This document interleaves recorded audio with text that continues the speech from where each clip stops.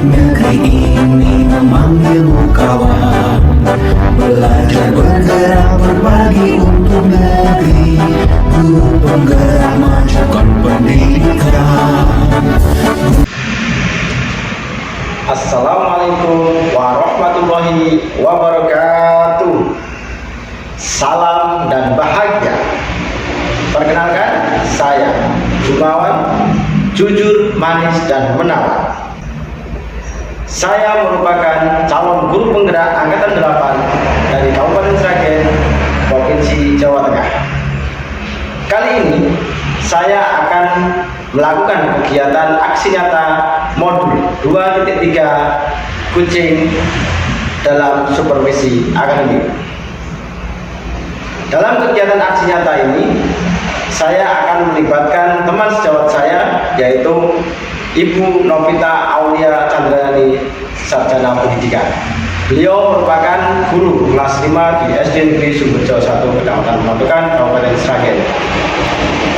Dalam kegiatan aksi nyata ini, saya akan melakukan observasi di kelas 5, yaitu kelasnya Ibu Novita Aulia Chandrayani. Dalam kegiatan aksi nyata ini nanti akan dibagi menjadi 3 tahap. Yang pertama adalah tahap pra-observasi, kemudian yang kedua adalah tahap observasi pembelajaran di kelas, kemudian yang ketiga adalah tahap pasca observasi, yang insya Allah nanti pada tahap pasca observasi ini akan didampingi oleh pengajar praktek kami, yaitu Bapak Mujono. Salam guru penggerak, tergerak, bergerak, menggerak. Guru bergerak, Indonesia maju. Terima kasih. Wassalamualaikum warahmatullahi wabarakatuh. Nuwun matur nuwun. Penggerakmu hamba pada murid, kreatif rancang pembelajaran, hargai potensi. Assalamualaikum warahmatullahi wabarakatuh. Novi. Waalaikumsalam warahmatullahi wabarakatuh, Pak Jumawan. Selamat siang, Novi. Selamat siang. Gimana kabarnya hari ini, Bu? Alhamdulillah luar biasa. Alhamdulillah, semoga selalu sehat, luar biasa, Ibu Novi. Amin. Seperti yang sudah kita sepakati, Bu Novi, kemarin kita sudah sepakat untuk saya nanti akan melakukan observasi di kelas Ibu, yaitu mengamati pembelajaran yang Bu Novi lakukan di kelas. Nah, sebelum nanti kita atau saya mengobservasi pembelajaran di kelas, ini ada beberapa pertanyaan, yaitu sebagai pra-observasi. Tujuannya apa? Tujuannya nanti sebagai persiapan awal Bu Novi, agar nanti ketika Ibu Novi melakukan pembelajaran itu sudah lebih percaya diri, lebih bagus dalam melakukan pembelajaran di kelas. Nah, nanti saya akan melakukan supervisi untuk mengevaluasi atau mengetahui jalannya proses pembelajaran yang Ibu Novi lakukan di kelas. Nah, sebelumnya Ibu, nanti materi apa yang akan Ibu sampaikan di kelas dalam pembelajaran besok? Materi IPA kelas 5 itu ada di tema 3, subtema 1, pembelajaran yang kedua, mengenai organ-organ pencernaan pada manusia. Oke, jadi nanti materinya dari IPA kelas 5 ini mengenai organ-organ pencernaan manusia. Ya. Nah, untuk selanjutnya Ibu, nanti tujuan dari pembelajaran itu apa? Untuk tujuan pembelajarannya, nanti yang pertama, siswa diharapkan dapat mengidentifikasi organ-organ pencernaan pada manusia dengan benar. Kemudian yang kedua, siswa dapat menguraikan fungsi dari organ-organ pencernaan pada manusia dengan jelas. Dan yang ketiga, siswa diharapkan dapat membuat alat peraga sederhana mengenai organ pencernaan manusia dengan baik. Jadi untuk tujuannya itu nanti ada 3 gitu. Yaitu siswa nanti dapat mengidentifikasi organ-organ pencernaan pada manusia dengan benar. Kemudian yang kedua itu siswa dapat menguraikan fungsi dari organ pencernaan pada manusia dengan jelas. Kemudian untuk yang tujuan ketiga tadi, siswa itu dapat membuat alat peraga sederhana mengenai organ pencernaan manusia dengan baik. Untuk yang selanjutnya Ibu, nanti area pengembangan yang ingin Ibu capai itu apa? Untuk area pengembangan yang hendak saya capai itu yang utamanya metode pembelajaran yang bervariasi. Jadi nanti dengan pengembangan pada metode pembelajaran yang bervariasi ini diharapkan nanti juga melebar kepada keaktifan siswa. Jadi nanti siswa bisa lebih aktif karena belajar pada kelompok kecil. Kemudian juga dapat melebar pada pengembangan produk hasil belajar siswa. Jadi nanti dari setiap kelompok itu anak-anak bisa menghasilkan produk yang berbeda. Nanti diantaranya ada diagram, kemudian berupa poster dan alat peraga sederhana. Itu semua mengenai organ pencernaan manusia. Oh, jadi yang nanti yang ingin Ibu kembangkan itu adalah yang pertama tadi adalah metode pembelajaran yang bervariasi. Kemudian tadi bisa melebar ke keaktifan siswa. Kemudian dapat juga mengembangkan atau pengembangan adalah produk hasil belajar, yaitu tadi produk hasil belajar nanti ada bervariasi gitu. Oh iya, nanti berdiferensiasi ya. Iya. Untuk yang selanjutnya Ibu, untuk mencapai tujuan tadi dan hendak mencapai pengembangan tadi, pasti Ibu mempunyai strategi. Nah, strategi apa yang akan Ibu lakukan untuk mencapai tujuan dan area pengembangan yang Ibu capai tadi? Ya, pastinya untuk mencapai tujuan-tujuan pembelajaran tadi, itu yang pertama perangkat pembelajaran disiapkan dengan sebaik mungkin. Kemudian menggunakan strategi pembelajaran berdiferensiasi berdasarkan kemampuan belajar siswa. Jadi nanti bisa diperoleh 3 produk tadi. Kemudian guru juga menggunakan metode yang bervariasi, diskusi kelompok, kemudian ada penugasan, ada ceramah, dan presentasi dari siswa. Berarti strategi yang akan Ibu lakukan atau yang disiapkan adalah yang pertama adalah menyiapkan perangkat pembelajaran, yaitu berupa RPP atau dan lain sebagainya. Kemudian yang selanjutnya adalah nanti Ibu dalam pembelajaran akan menggunakan strategi pembelajaran yaitu berdiferensiasi, yaitu berdasarkan kemampuan belajar siswa. Untuk yang ketiga, tadi Ibu menggunakan pembelajaran bervariasi, ya, salah satunya diskusi dalam kelompok kecil. Terima kasih Bu Novi sudah meluangkan waktunya untuk kita melakukan kegiatan praobservasi. Nanti kita selanjutnya saya akan melakukan observasi di kelas Ibu. Nanti kita sepakati Ibu. Nanti kita sepakati hari apa dan kapan dan jam berapa nanti kita akan melakukan kegiatan observasi dan pembelajaran Ibu dan saya akan melakukan observasi. Ya, insya Allah hari Rabu nanti jam 8. Nanti kita akan bertemu lagi yaitu hari Rabu jam 8. Jam 8. Demikian kegiatan praobservasi yang kami lakukan. Untuk selanjutnya nanti kami akan melakukan kegiatan observasi di kelas sesuai dengan yang sudah disepakati, yaitu adalah besok hari Rabu di kelas 5 jam 8 mata pelajaran IPA mengenai organ-organ pencernaan pada manusia. Demikian, Assalamualaikum warahmatullahi wabarakatuh. Tingkatkan prestasi, lahirkan profil pelajar Pancasila, belajar bergerak berbagi. Assalamualaikum Bu Novi. Waalaikumsalam Pak Junawan. Monggo. Selamat pagi Bu Novi. Selamat pagi Pak. Gimana kabarnya hari ini? Alhamdulillah sehat. Ya Bu Novi, ini mohon maaf sesuai kesepakatan kita kemarin. Hari ini kita akan melaksanakan kegiatan observasi. Di sini saya nanti akan melakukan pengamatan pembelajaran yang dilakukan oleh Bu Novi. Apakah Bu Novi sudah siap? Siap. Ini untuk RPP-nya Pak Junawan. Dan monggo saya persilakan. Terima kasih Bu Novi. Oke, terima kasih. Assalamualaikum warahmatullahi wabarakatuh.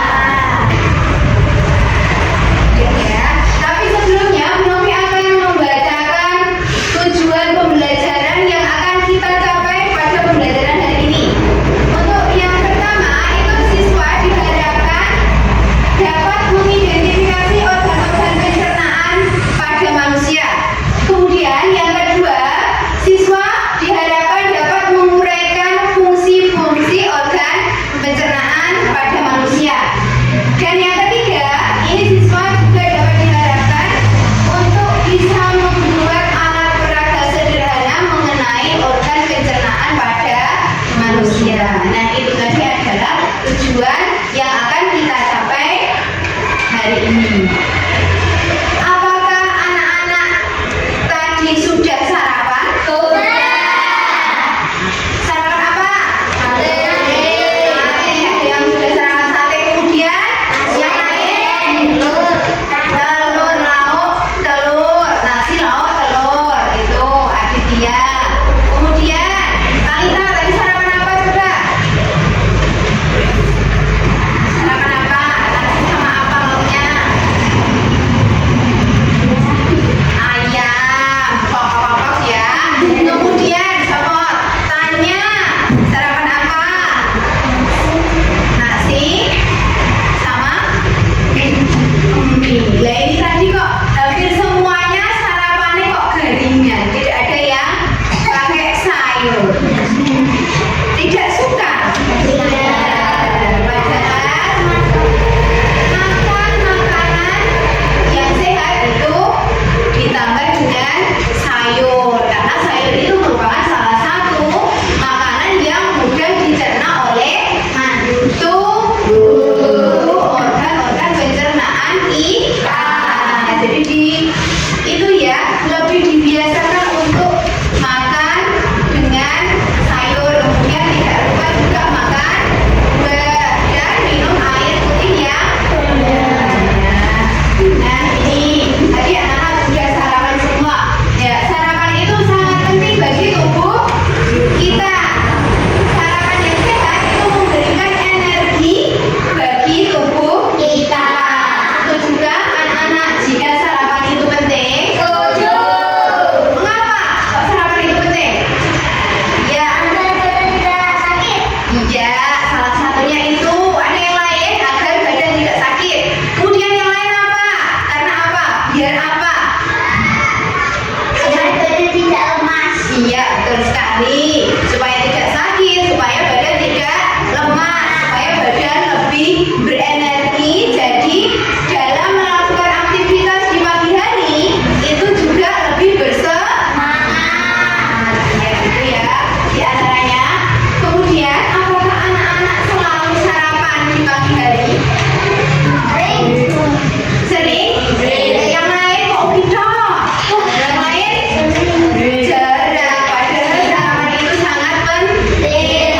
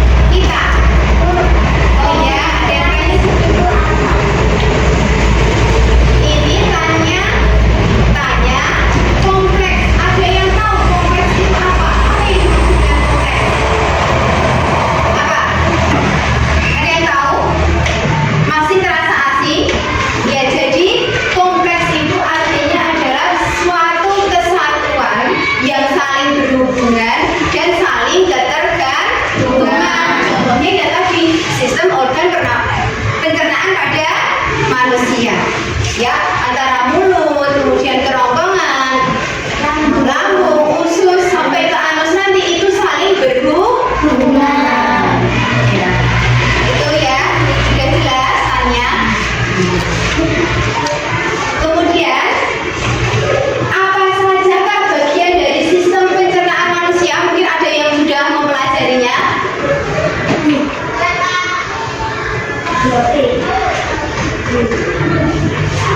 Apa sajakah bagian-bagian dari sistem pencernaan manusia? Ada yang sudah tahu? Iya, ada tenggorokan. Tenggorokan apa contohnya?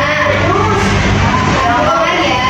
Kemudian anus, ada anus. Terus lambung, kemudian ada usus halus. Terus mulut tadi sudah.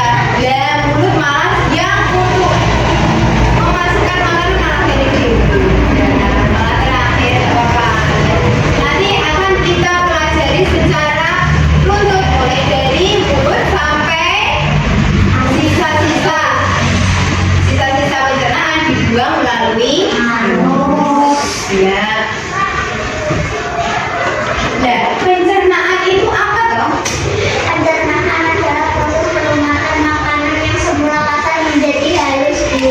Oh iya, udah. Berarti tadi malam sudah belajar, udah pinter menjawabnya, udah pas. Jadi apa yang dimaksud dengan pencernaan itu? Pencernaan adalah proses pelumatan makanan yang semula kasar menjadi halus yang dilakukan oleh alat pencernaan. Ya, sudah betul ya, sudah pas.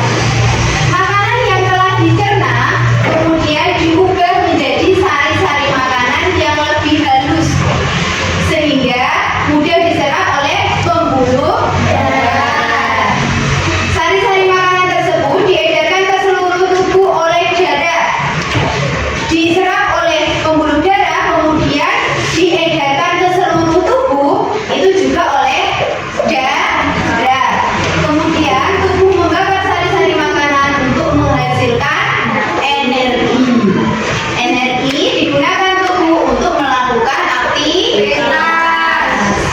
Ya, sampai di sini ada yang ingin bertanya? Tidak ya? Lanjut. Nah ini apa saja organ pencernaan manusia tadi? Jawab. Kemarin kita sudah sedikit menyinggung organ pencernaan itu dimulai dari mulut. Di mulut terjadi pencernaan yang seperti apa di mulut itu?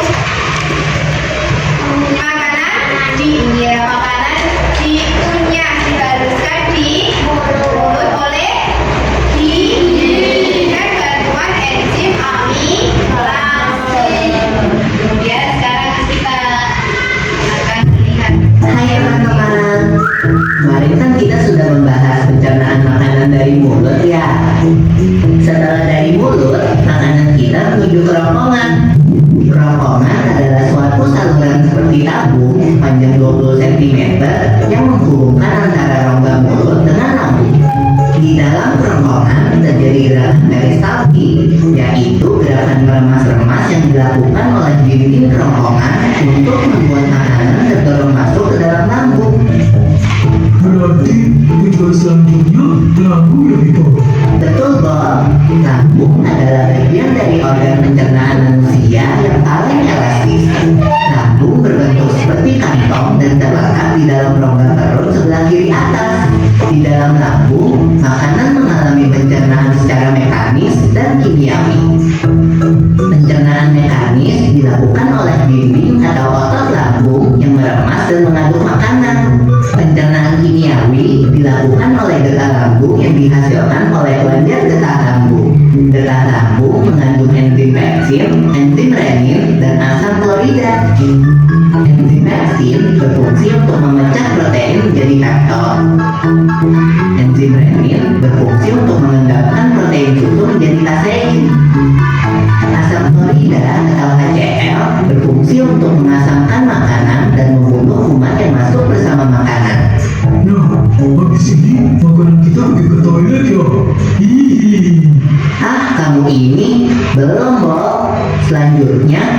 makanan dicerna di usus halus dulu. Usus halus merupakan usus terpanjang dalam saluran pencernaan karena panjangnya mencapai 6 hingga 7 meter. Di dalam usus halus terdapat cairan khusus yang membantu penyempurnaan pencernaan makanan. Oh iya, usus halus terdiri dari 3 bagian, yaitu usus 12 jari, usus kosong, dan usus penyeratan. Apa aja ya fungsinya? Usus 12 jari atau disebut juga duodenum memiliki panjang kira-kira 25 cm. Usus 12 jari mencerna makanan dengan bantuan getah pankreas dan getah empedu. Getah pankreas dihasilkan oleh kelenjar pankreas. Getah pankreas mengandung enzim-enzim berikut. Enzim amilase berfungsi mengubah zat tepung atau amilum menjadi zat gula atau glukosa. Enzim tripsin berfungsi mengubah peptol menjadi asam amino. Enzim lipase berfungsi mengubah lemak menjadi asam lemak dan gliserol. Kalau getah empedu dihasilkan oleh hati dan disimpan dalam kantong empedu. Getah empedu berfungsi untuk mencerna lemak. Selanjutnya, usus kosong atau jejunum terletak di antara usus 12 jari dan usus penyeratan. Usus kosong memiliki panjang sekitar 2,5 meter dan berfungsi untuk mencerna makanan dari usus 12 jari. Terakhir adalah usus penyeratan yang merupakan tempat penyerapan sari-sari makanan. Di seluruh permukaan dindingnya terdapat ujung-ujung pembuluh darah yang menyerap sari-sari makanan. Kemudian, sari makanan diedarkan melalui aliran darah ke seluruh bagian tubuh. Jadi makanan kita makan kembali lagi ke dalam tubuh kita ya? Iya loh. Habis itu, sisa makanan yang dicerna masih berlanjut ke usus besar. Nah, usus besar berfungsi menyerap cairan, vitamin, dan mineral dari sisa-sisa makanan yang telah diserap oleh usus halus. Pada usus besar terdapat bakteri yang berguna untuk tubuh bernama E. coli yang berfungsi untuk membantu proses pembusukan sisa makanan. Proses pembusukan sisa makanan akan menghasilkan kotoran atau feses yang kemudian dikeluarkan melalui anus. Oh gitu. Nah, gimana dong mas? Itu disebabkan oleh apa ya Ibu? Organ terakhir yang bernama rektum adalah ujung muara dari usus besar yang berfungsi sebagai tempat penyimpanan feses sementara. Ketika rektum terisi penuh dengan feses, maka saraf akan mengirimkan respon kotak yang menimbulkan rasa ingin buang air besar. Anus adalah lubang di bagian bawah mata yang berfungsi sebagai tempat keluarnya feses dari tubuh. Jadi begitu ya seluruh proses pencernaan dalam tubuh kita. Iya, Bob. Seenak-enaknya makanan yang aku makan, ujung-ujungnya untuk dibuang lagi. Tapi ingat, kan ada juga sari makanan yang menyebar menjadi energi untuk tubuh kita. Betul juga ya. Oh ya Ibu, ngomong-ngomong soal pencernaan, kamu pernah sakit perut gak? Tentu saja, Bob. Kenapa ya perut kita bisa sakit? Nanti akan kita bahas bersama di video selanjutnya ya, Bob.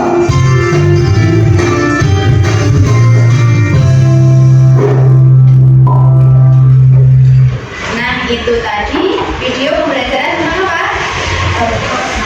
Organ pencernaan pada manusia. Terdiri dari apa saja coba? Mulai dari apa?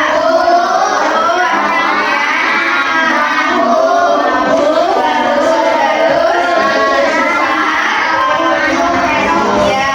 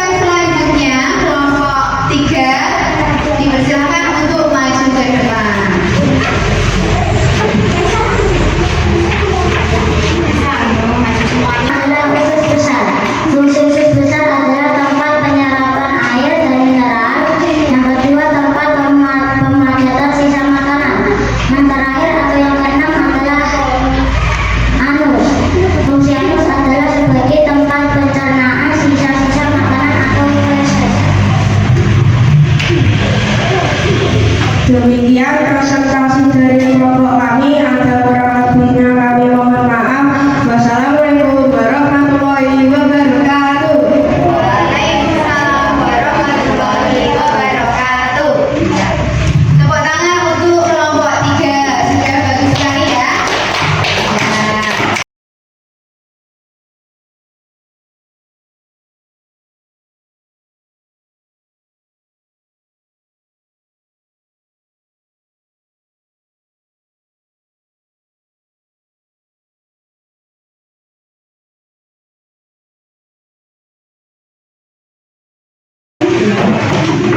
Nah, ya, demikian tadi anak-anak sudah presentasi ya, semuanya sudah bagus.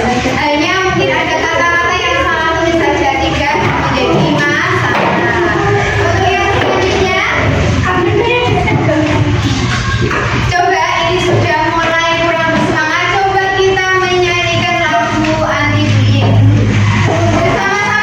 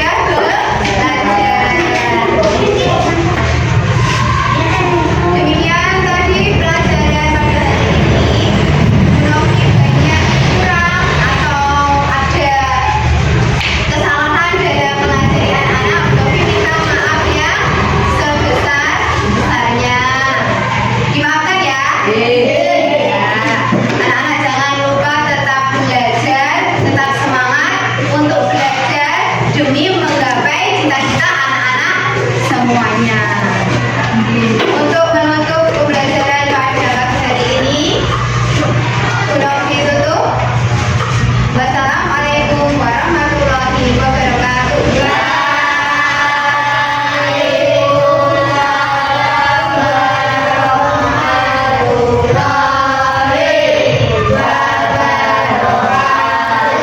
Anak-anak bisa istirahat. Untuk negeri kita menjalin kolaborasi, belajar bergerak berbagi untuk negeri. Assalamualaikum warahmatullahi wabarakatuh. Waalaikumsalam warahmatullahi wabarakatuh. Kali ini saya akan melakukan rangkaian dari kegiatan aksi nyata dari modul 2.3 kucing dalam sumber gizi aktif.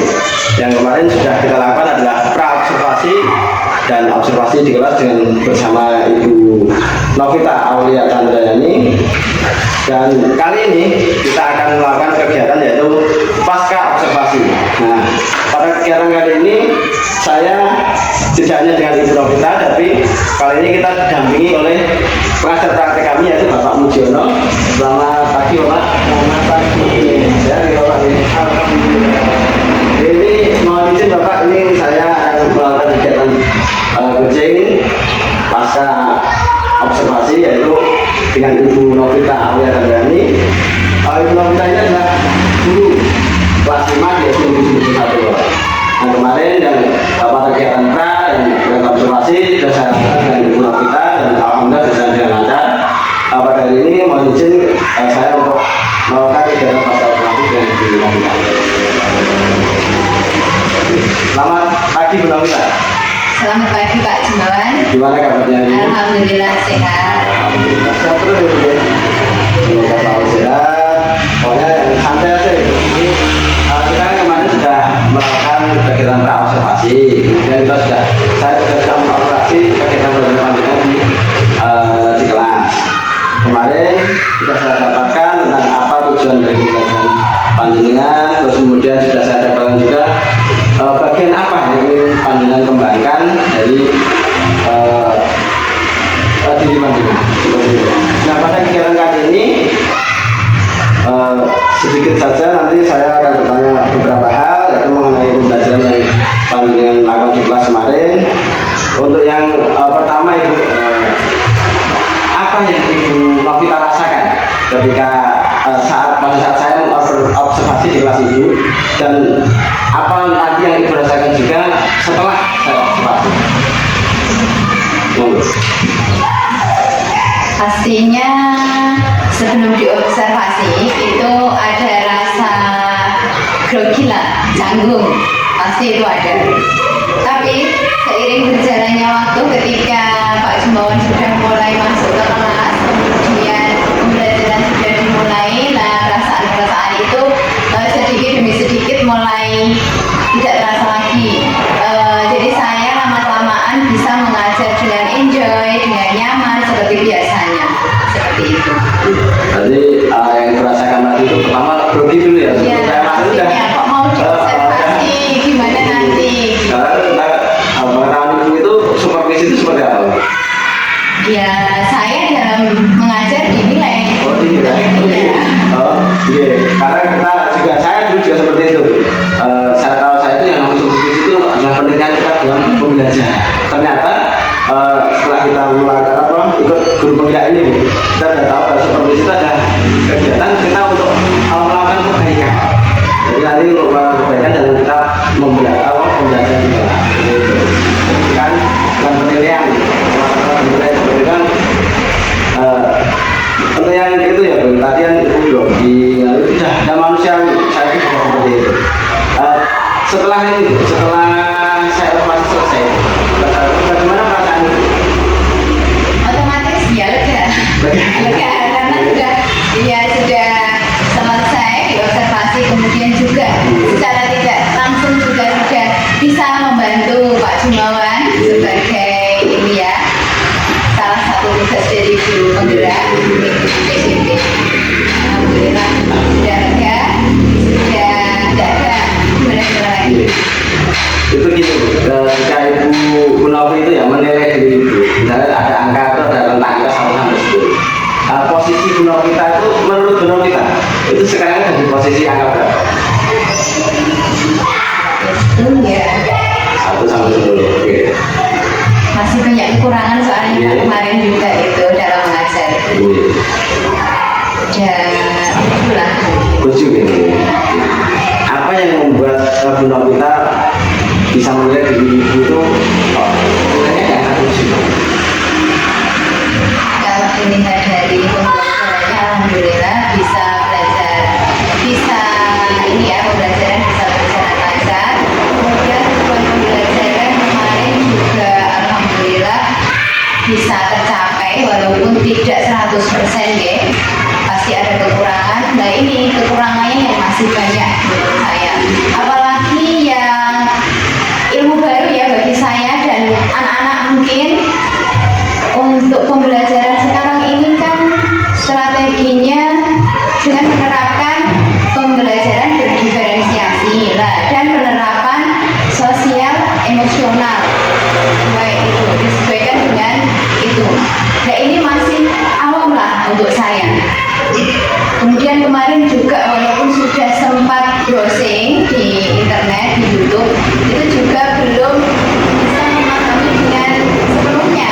Jadi masih tantangan gitu Pak. Jadi untuk kemarin pembuatan kelompok kecil untuk anak diskusi dengan berdasarkan kemampuan siswa itu menurut saya pribadi itu juga masih kurang. Dari kekurangan yang Ibu sampaikan tadi, itu kan satu Ibu juga menilai diri jangan terus. Berarti kan masih ada keinginan untuk mengembangkan diri bisa meningkat ke arah angka 8 dan atau bahkan ke 10. Nah, apa strategi yang akan Ibu lakukan? Caranya itu bagaimana untuk bisa meningkatkan pengembangan diri? Ya dengan mengikuti juga atau seminar-seminar jika ada kesempatan insya Allah bisa mengikuti itu. Kemudian juga dengan mencari referensi-referensi baik di media itu cetak seperti buku-buku maupun di googling di internet atau di YouTube. Kemudian sekarang juga ada itu ya Pak ya, apa itu referensi dari Merdeka Mengajar. Nah itu mungkin bisa dicari dari sini. Kemudian juga bertanya dengan teman sejawat seperti Pak Jimawan yang nantinya sudah lebih berpengalaman lah. Jadi nanti strategi panjangnya itu nanti untuk bisa membantu ya ikut seminar, diklat, foto seperti itu ya. Dan nanti juga mencari-cari referensi mungkin bisa dari internet dari yang lainnya. Mungkin juga bisa bertanya kepada teman. Jadi apa yang akan Anda lakukan itu? Ada hambatan-hambatannya? Hambatan apa yang ada Pak tidak? Ya itu kalau seperti itu ya lebih ke kemauan diri ya. Kemauan diri harus memang benar-benar harus disemangati sendiri.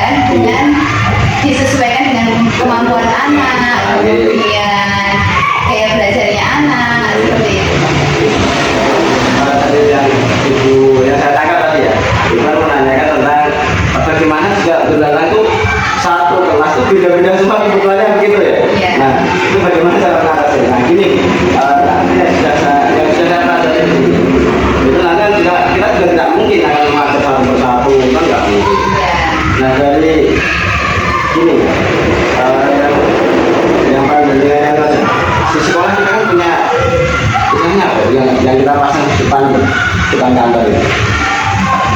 Di depan kantor itu ada tulisan besar. Nah itu. Nah kita sesuaikan dengan apa visi misi sekolah. Jadi dari kebutuhan yang banyak tadi kita melakukan lagi apa kita apa tuh? Kita kecil lagi lah. Kita sesuaikan, kita pilih mana yang sesuai dengan visi sekolah. Jadi kita tidak keluar dari visi kita. Seperti itu. Untuk yang selanjutnya nanti adakah yang bisa membantu untuk mewujudkan rencana bulog kita tadi? Yang mereka yang bisa membantu.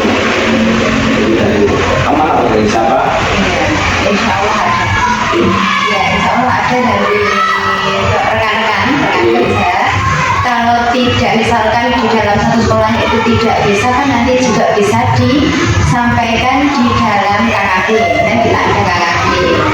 Insya Allah pasti ada. Jadi kan nanti mewujudkan rencana itu tadi dalam membangun jadi ada berarti itu membutuhkan bantuan juga ya? Iya, pasti tidak bisa sendiri soalnya. Yang selanjutnya kapan rencana itu akan dilakukan rencana untuk membangun juga? Ya sesegera mungkin, sedikit demi sedikit gitu kan. Kita.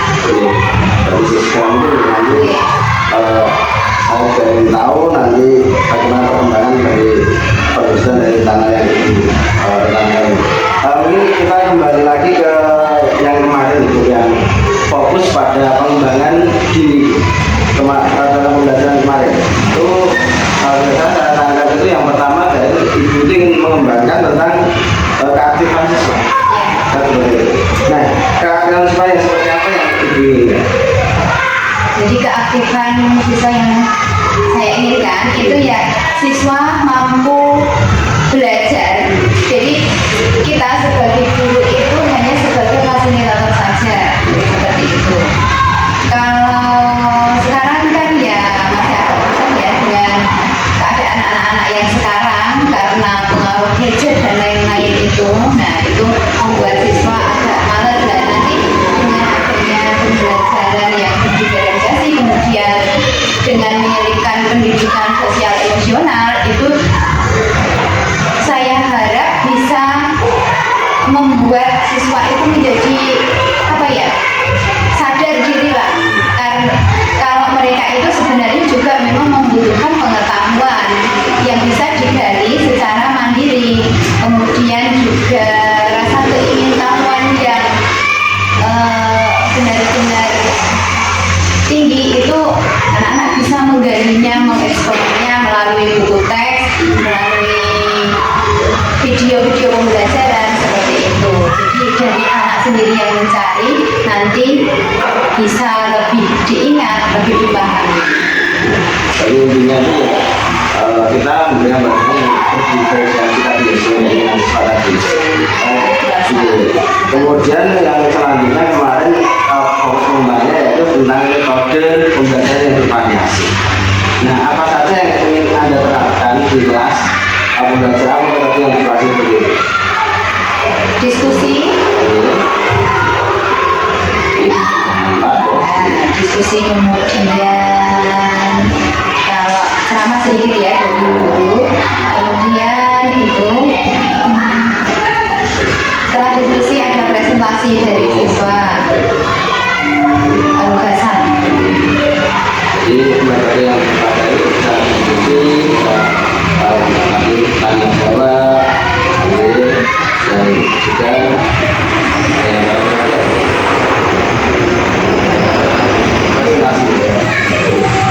kemudian kemarin yang ketiga itu mengembangkan produk atau hasil belajar. Nah, produk yang seperti apa yang